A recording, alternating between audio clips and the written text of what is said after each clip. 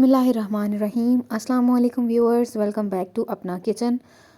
तो जी आज हम बनाने जा रहे हैं बर्गर्स। घर पे जो चीज़ें अवेलेबल हैं सिर्फ वही यूज़ करके हम बर्गर्स बनाएंगे। तो चलें स्टार्ट करते हैं। सबसे पहले हमने जो बन्स हैं वो हम सुपर स्टोर से जाके ले आए थे, घर पे नहीं बनाए। अब ये जो है ये पहले से ही कट हुए हुए थे, तो हमने इनको इस तरह से जो तवा है उसको गर्म होने के लिए रख दिया था और उसके ऊपर इस तरह से हम इसको थोड़ा सा टोस्ट कर लेंगे। आपकी मर्ज़ी है, अगर आपने यहाँ घी लगा के इसको टोस्ट करना हो तो आप आप कर सकते हैं। मैं यहाँ घी के बगैर करूँगी। फ्लेम जो है वो हमने लो रखा है ताकि ये जल ना जाए। अब ये हम जब हमें लगा कि वो तकरीबन टोस्ट हो चुके होंगे तो हमने उनकी साइड इस तरह से चेंज कर दी है और उसको दूसरी साइड से बस थोड़ा सा गोल्डन ब्राउन कर लेंगे, उससे ज़्यादा नहीं करना वरना वो बहुत जल्दी जल जाएगा। उसके ऊपर जो तेल लगे होते हैं वो भी जो है वो जलने का खतरा होता है। अब हमने क्या किया है कि उन बंस को उतार लिया है और नए दूसरे बर्गर के जो बंस हैं उनको हमने फ्राई होने के लिए या टोस्ट होने के लिए इस तरह से तवे पे रख दिया है और जैसे हमने पहले उनको टोस्ट किया था बिल्कुल वैसे ही इनको भी हम कर लेंगे। अब हमने दोबारा से जो तवा ले लिया है उसके ऊपर हम थोड़ा सा इस तरह से घी डाल देंगे। आपकी मर्ज़ी है, आप कुकिंग ऑयल, देसी घी, व्हाटएवर यू वांट आप यूज़ कर सकते हैं। इसको हम अब थोड़ा सा गर्म होने तक वेट करेंगे और जब हमें लगे कि ऑयल थोड़ा सा गर्म हो गया है तो हम इसमें कटलेट्स डाल देंगे, पोटैटो कटलेट्स। इसकी बहुत सारी रेसिपीज़ जो हैं वो हमारे चैनल पे मौजूद हैं। आप कोई दूसरी रेसिपी को वीडियो देख सकते हैं। मैं वीडियो की डिस्क्रिप्शन में भी उसका लिंक दे दूँगी ताकि आपको ढूंढने में मुश्किल ना हो।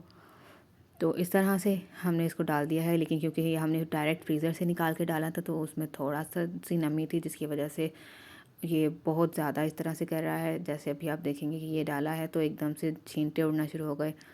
आप अगर इसको थोड़ी देर पहले जो है वो निकाल के रख लें तो इसका जो पानी है वो बस इसमें से निकल जाए। तकरीबन आधा घंटा पहले नहीं फ्रीज़र से निकाल के अगर रखते हैं तो इसको फ्राई करने में आसानी होती है, लेकिन मैं पहले निकाल के रखना भूल गई थी इसलिए हमें थोड़ा सा फ्राई करने में प्रॉब्लम आई। लेकिन थोड़ा सा ये इस तरह से छींटे उड़ने के बाद ये नॉर्मल हो जाता है तो ज़्यादा प्रॉब्लम नहीं आती।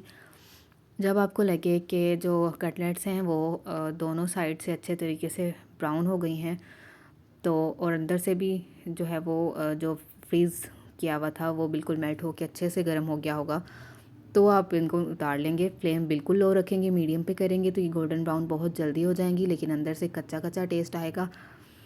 तो इसलिए बेटर यही है कि इसको हम लो फ्लेम पे फ्राई कर लेंगे।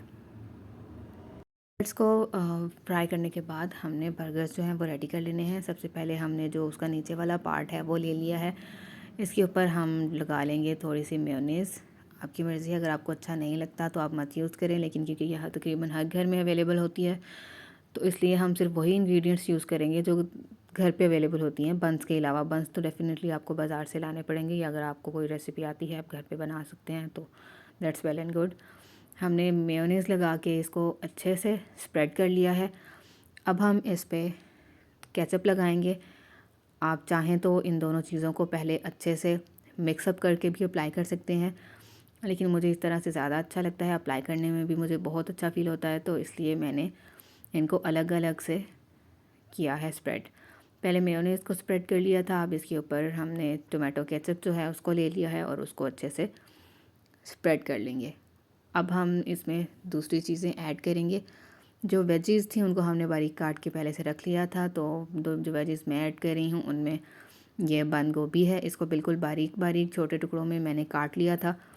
वो थोड़ी सी मैं ऐड कर रही हूँ क्योंकि बहुत ज़्यादा बंद गोभी बिल्कुल भी अच्छा टेस्ट नहीं देती, तो नॉर्मल, लेकिन अगर आपको ज़्यादा पसंद है तो आप ज़्यादा मकदार में भी इस्तेमाल कर सकती हैं। इसके अलावा मैंने टमाटर को बारीक स्लाइसिस में काट लिया था, तो 2 स्लाइसिस मैंने ऐड की हैं। अगर टमाटर बड़ा हो तो 1 स्लाइस ही काफ़ी होता है। इसके अलावा आप प्याज का स्लाइस भी ऐड कर सकती हैं, लेकिन मुझे प्याज का टेस्ट पसंद नहीं है तो इसलिए मैंने यहाँ पे वो ऐड नहीं किया। इसके अलावा जो हमने कटलेट्स फ्राई की थी वो हम डाल देंगे इसमें, और जो बन का दूसरा पार्ट था अब हमने वो ले लिया है और उसके ऊपर हमने केचप लगा लेनी है। यहाँ भी अब मेयोनीज़ और केचप की डबल लेयरिंग कर सकते हैं, लेकिन मुझे मेयोनीज़ थोड़ी मकदार में पसंद है, इसलिए मैंने इसको जस्ट केचप से कोटिंग की है और इसको लगा दिया है। इस केचप से कोटिंग करने का मेन मकसद ये भी होता है कि ये अलग से होके गिरे नहीं, इस तरह से ये चिपक जाता है और जो बर्गर है उसको खाने में भी आसानी होती है। अब ये हमारा एक बर्गर जो है ये रेडी हो चुका है। इसको रेडी करने में ज़्यादा से ज़्यादा 15 मिनट का टाइम लगा है।